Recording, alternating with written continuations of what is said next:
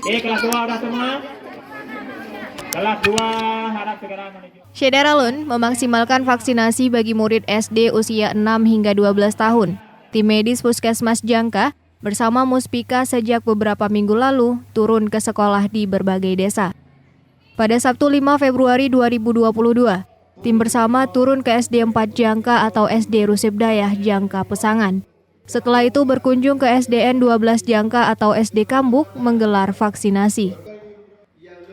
Dalam kunjungan ke SDN 4 Jangka, kegiatan diawali dengan edukasi, sosialisasi kepada para wali murid agar mengizinkan anaknya divaksin dalam upaya mencegah penularan virus COVID-19. Kelas 1 dan wali siswa yang kelas 1.